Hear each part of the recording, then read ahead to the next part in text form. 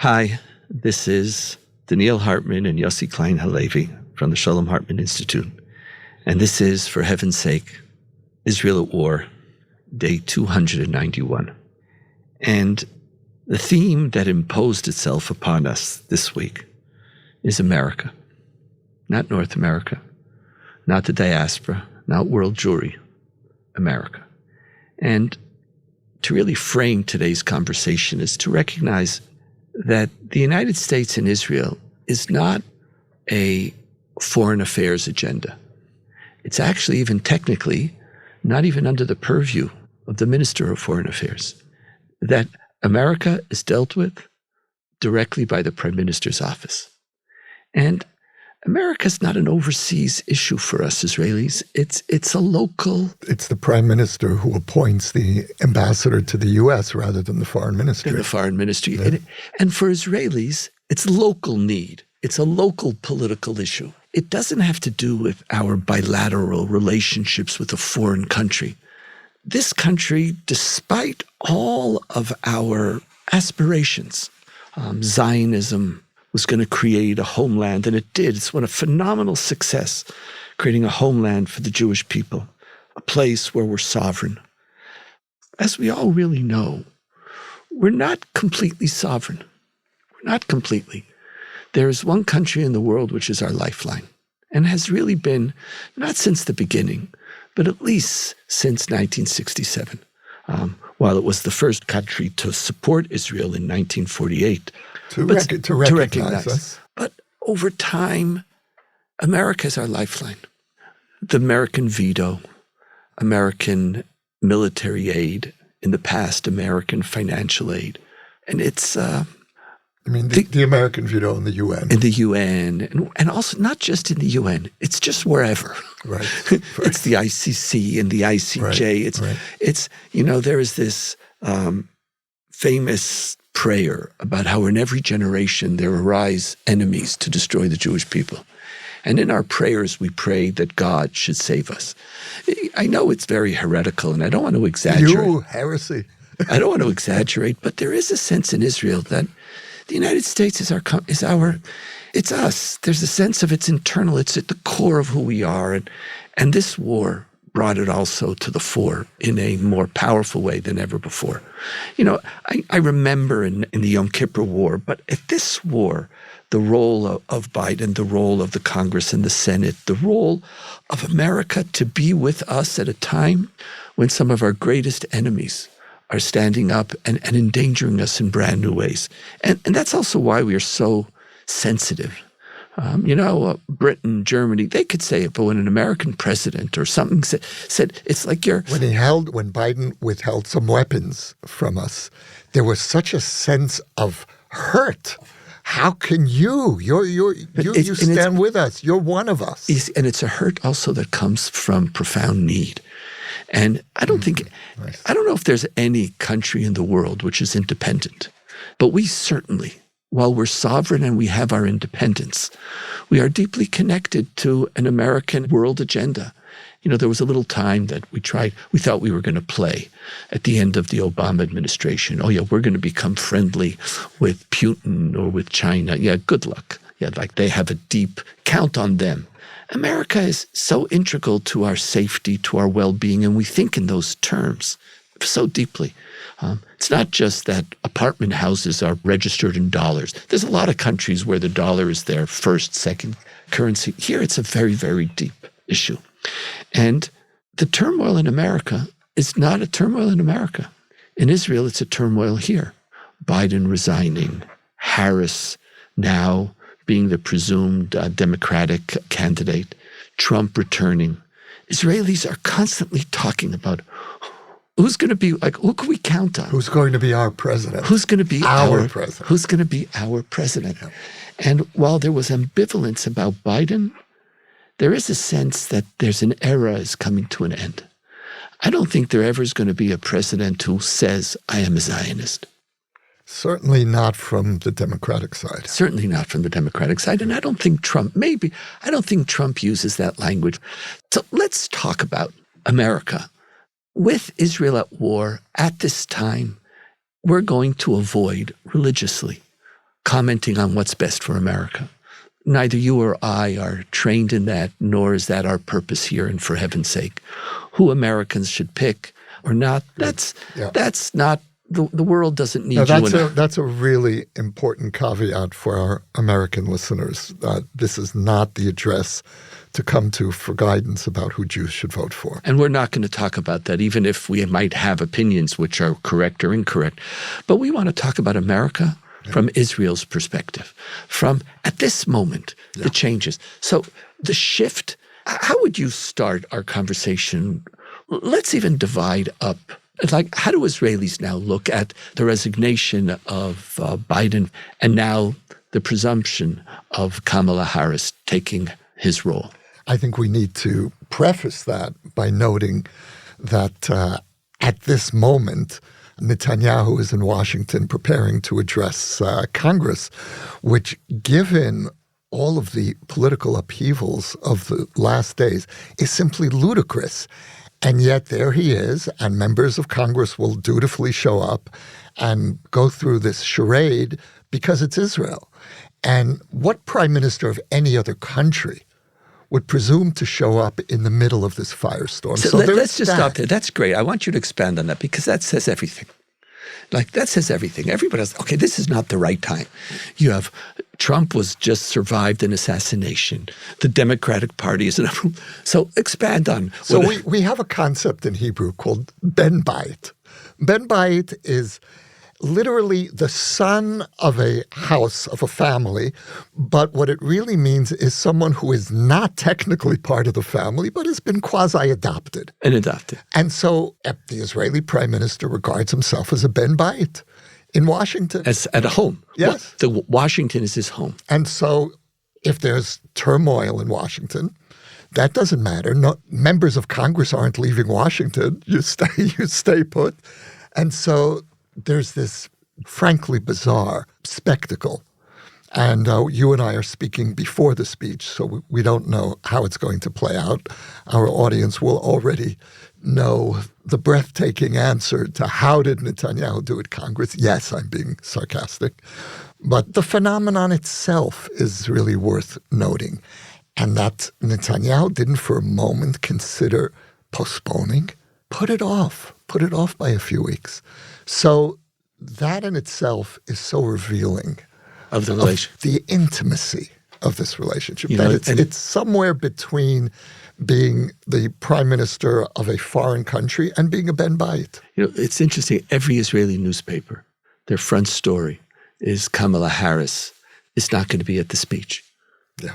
Now, maybe she has actually some things to do right now.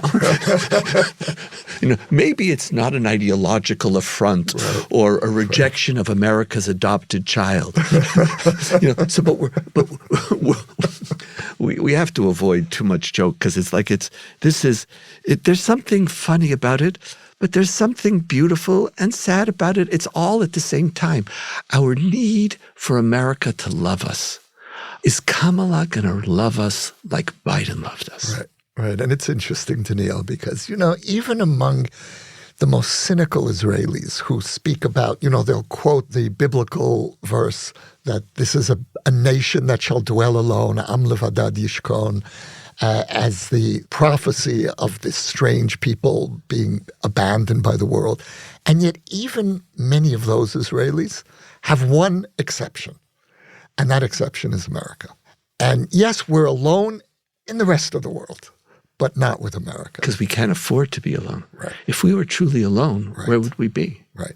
The sanctions against us, it would be, we see ourselves as, God's chosen people and as a superpower and at the center of the universe, but we are unbelievably dependent.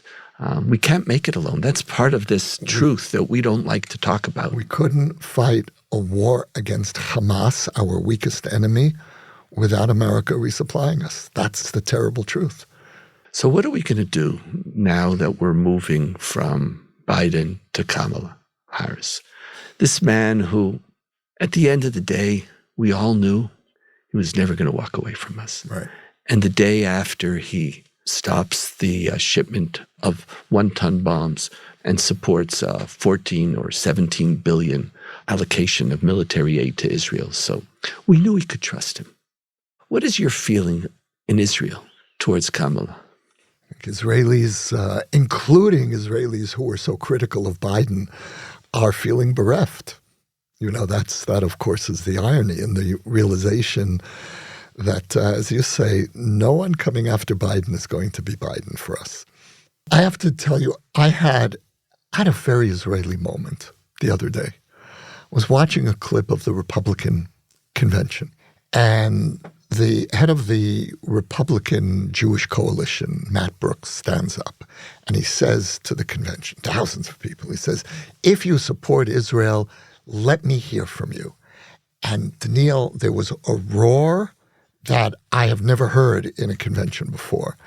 And the Israeli moment was, they love us.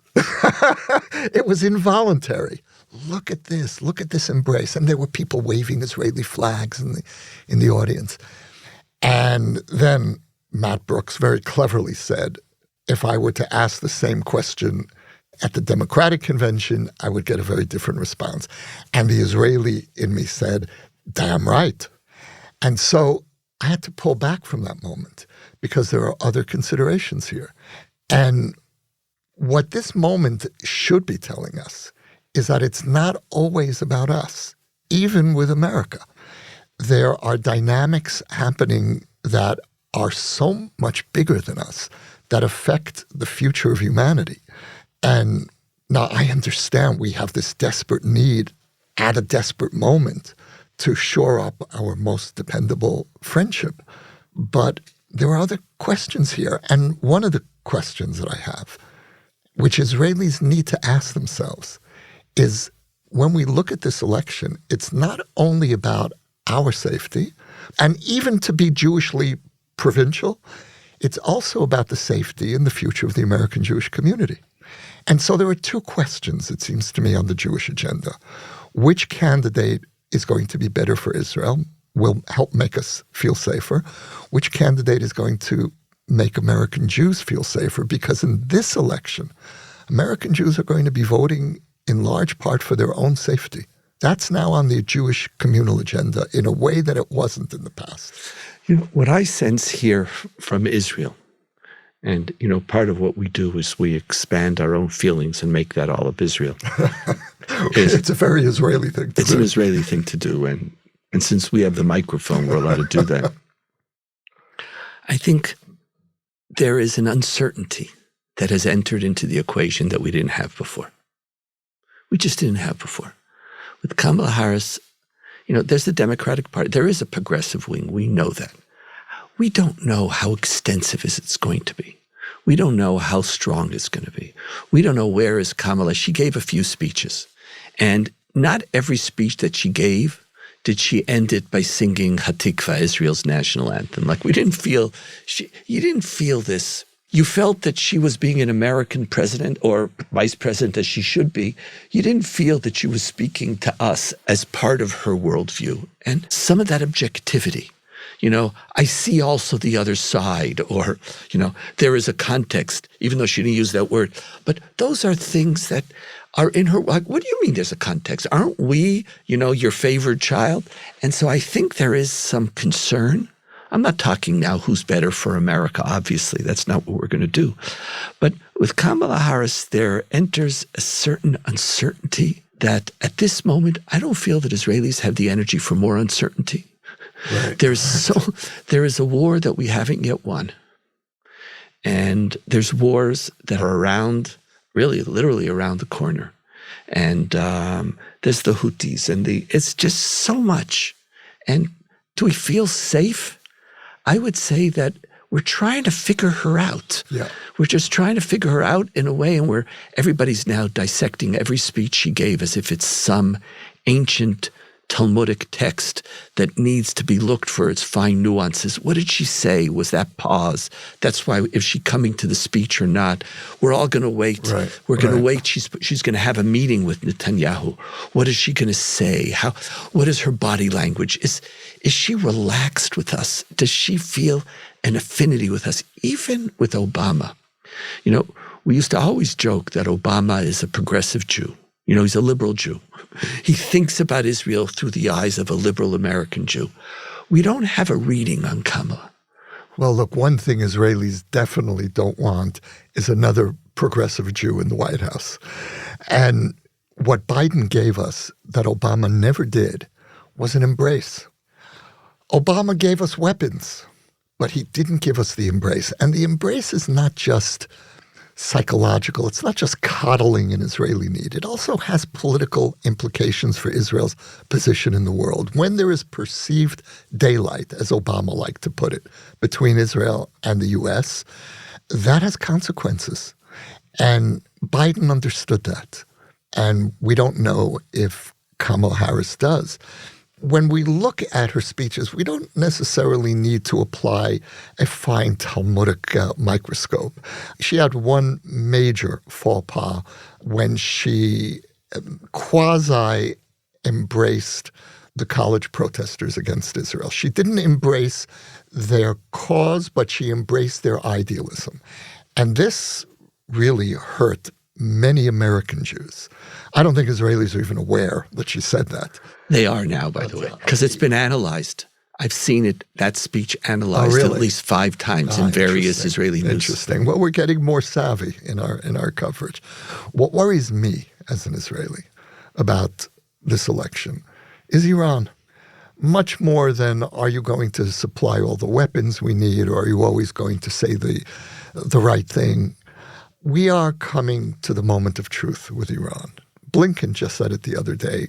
Iran is 2 weeks away from making a decision to go nuclear and then implementing it.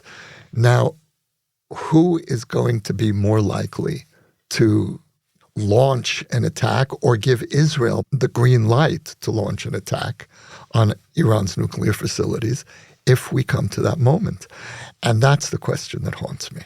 So let's shift now, and I do so with a profound sense of trepidation. We have a large Jewish audience around the world, but we also have a large Christian following also in the United States, and some of Israel's best friends, they're following us and listening to us. And I want to be really careful not to take a stand on the American election. But let's talk about Donald Trump, not just from the perspective of Iran, but from an Israeli perspective. What sense do you have of his level of support here? You know, there's some objective realities. For the first few months of the war, Biden became the favorite. After he held back the one shipment, Trump is more of a favorite, but it's not a blowout. It's not an 80-20. I think it's like a 50-40 support. But today, like a week or so ago, or 2 weeks ago. I think my reading of the Israeli public is that it is very strongly rooting for Trump. You don't see that? No, I saw. Now it might be different because Kamala is unsure. But the Israelis did remember what Biden did. It wasn't there was more support, but it wasn't a blowout, one of these 80-20 type things, like similar to the way the Jews usually vote in American politics, 70-75%. Which, by the way, might not be that same but balance. We're not getting into that. That's be out of our... We're not, but in a way... I'm holding you back a little bit. I'll tell you, Donniel, in a way it is relevant, because what I said earlier is that Israelis, when they think about who's going to be good for Israel, they should broaden that question. Who's good for the Jews? Who's good for American Jews as well? And because American Jews really are feeling vulnerable. And each party has its pluses and its minuses for American Jews. Right. If you ask, it should be part part of our conversation. Yes, that's an interesting observation, but it's not. It isn't. And it really is not. And in many ways, it might be hard to ask a country in the midst of war to worry about, even though you and I believe they should. But here, what do you feel Israelis feel about Donald Trump? Are they comfortable? Is there any uncertainty? What are the worries? What are the thoughts? I think that Israelis who are a little more sophisticated, a little more politically discerning, understand the problematics of a second Trump term, are concerned about the impact of Trump on America. The problem from an Israeli perspective is that he has a really good track record. And what that means is that he's already coming to the race. Not that, we talk as if it matters what Israelis think, but let's pretend that it does. No, of course it matters. It matters to us. It matters to our listeners. Right. Like what's happening to Israelis right now? These are things we're all thinking about. I think Israelis are by and large looking to Trump. Now, there is a caveat here, which is the substantial public that is actively opposed to Netanyahu is concerned that a Trump presidency might prolong the torment of Netanyahu's term as prime minister. Now, Netanyahu himself, I would guess, is banking on that. All I have to do is hold out till the elections, Trump comes in, and then Israelis will understand that I'm the right guy to navigate this relationship. What I've been sensing and hearing, and we always make sure to listen to people who verify some of our core instincts, is that there is no doubt that from an Israeli perspective, the thing they feel most comfortable with is Christian support towards Israel, which is most ambivalent to most American Jews, because on so many issues, ideologically, there are differences on so many internal American questions. But Israelis feel safe with Christian support. And American Jews feel profoundly unsafe. Right, but Israelis do. Yes. Yeah. And all the language of the end of days and whether, we're part of some, Israelis say, listen, when the Messiah comes, we'll worry about it. There's a safety. There's a true sense of love and affinity that we feel in a large part of Christian America. But Donald Trump is supported by that group. So on the one hand, we say, no matter what he's going to do, there's a strong tradition. You remember, we share values. We're not sure the value language that's shared with Democrats, even though that's one part of it. We feel safe that when push comes to shove, someone's going to have our back. Someone's going to have our back. With Donald, though, you never know. The problem with Donald Trump, and this is what I think most Israelis now get a sense too, is that we don't know how ideological he is. Right. We don't know what his does he even have an ideology? Is this an ideological president? Is it not? Whether everything is through his own narrative, self-interests. Again, I don't want to criticize him, but there is also with Donald Trump a measure of uncertainty. Right, and there's an added uncertainty, which is the growing isolationism within the Republican Party, which J.D. Vance represents. Now, Vance has made a clear line between those American allies who, as he puts it, don't pull their weight, and those that do. And he's passionately supportive of Israel because in his perception, we do pull our weight. We defend ourselves. He said something very interesting. He said that what he loves about Israel is that Israelis love their country. Right. And we do. So are we the exception? If so, how dependable is that? What happens if we start to falter militarily? What happens if we lose? Are we then no longer an ally that pulls its weight? In other words, if the relationship isn't based on some shared values, but then the other side of that is, do Democrats perceive shared values with us? Yes, I think that much of the party still does, but a growing part of the party doesn't. There's a certain sense of it's enough already. Now we have to we have to worry about Israeli politics. Now we have to worry about American politics. That's right. It's just so, maybe Vance is saying to us, I hate being an exception to the rule, because you always beware when you're the exception, unless he's saying to us, you're a Ben Bait, you're my adopted child. Don't worry about Ukraine. Is different. Don't worry. Now, it's one thing to say, I can't win that war in Ukraine. You hear Trump saying that. You hear Trump saying the war is going to be over. But there's a harshness, there's a cruelty in the way they're ready to cut off Ukraine and in the affinity that he shows for Putin. So that's scary to us. That's scary to us. So let's end with we're going to take a chance, because by the time most of our audience hears this, the speech will already be over. Just reflect. I don't want you to channel the inner Bibi within you. I'm not going to ask you to do that, even though I know that's a dominant part of the way you think. But what would be, if you could or were part of the speechwriters, what would be the most important angle or advice that you would give to Prime Minister Netanyahu as he's going to speak to America at this tumultuous time, at this time when America really has a lot of work of its own to do right now, but we're coming because it's our home? What would you advise? One word, gratitude. Gratitude. That has to be the keynote. I love that, by the way. I would say, and I like yours better than mine, because I think that's the deepest one. I would say to him, do not use this speech as a moment to speak to Israelis. Because so often... Good luck with that. Good luck with gratitude. There's so often... You need to talk to America right now. You don't go to Congress to prove to Israelis, here, I'm the one who handles America. I'm the one who has this. This is not your moment to help you win your election. Oh, come on. We're talking about Netanyahu. He wouldn't do that. Exactly. We're talking about our own aspirations. To talk to America.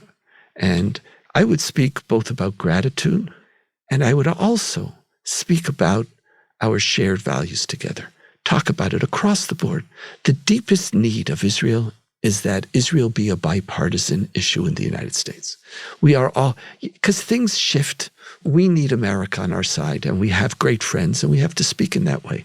There's something that I want to end with, which a close friend of mine pointed out. Netanyahu, when he was about to get on his new plane, and they asked him, what are you going to talk about? And they said, I'm going to tell America that regardless of who's president of the United States, we're going to support you. Did he say that? I promise. He comes through every time. So that's his notion of bipartisanship, telling great America that don't worry, we will support, we Israel are on your side. It's like there used to be the famous joke about, there's 15 million Jews in the world, but we say, the Chinese and us Jews, we're the majority. So here the mouse that roars is telling America, don't worry, we have your back. You could always count on us. See, maybe together with gratitude. Gratitude also comes with a little less hubris. To understand I'm not the gift to the world, and America is one of our greatest gifts, and we love it as such. And, you spoke about the convention. In almost any audience, if you'd ask an Israeli audience to say, who here loves America and is grateful to America? You would hear a similar roar. You would hear a roar. And so, last word, Yossi. This is a moment of such profound uncertainty for Israel, for America, for the world. And I think that what we all need, especially in navigating this profound relationship between Israel and America, is a deep breath. And let's not rush to judgment. And it's especially hard in an election year. But as you say, let's remember the bipartisan bedrock of this relationship. And yes, no matter who will be president, we in Israel will support you. In many ways, the political divides that plague America, the profound intolerance between each side, which is a very troubling thing to anybody who watches American politics, the inability of each side to even admit that there's complexity and value, it's an all or nothing. That can't be the way we do America. Because at the end of the day, we need them. And at the end of the day, they're our greatest friends. And we're going to have to, in the midst of the next few months, find the inner strength to deal with the complexity that's there too. So maybe our last word is thank you, President Biden. And we're with you, America. We're with you, America. Amen. Thank you, Yossi. Pleasure. This is, for heaven's sake, Israel Still at War, Day 291. And at the speech, what will be mentioned are the hostages. But we don't just want the hostages to be front and center in the speech. We want the hostages to also be front and center in the policy. And maybe by next week. Well put. Maybe by next week, who knows? It's coming close, even though every day that passes is a day that they don't have. Be well, my friends. You can now sponsor an episode of For Heaven's Sake, Israel at War. The link to donate can be found in the show notes or at shalomhartman.org/For Heaven's Sake. We will acknowledge your gift on a future episode. For more ideas from the Shalom Hartman Institute about what's unfolding right now, sign up for our newsletter in the show notes or visit shalomhartman.org/Israel at War.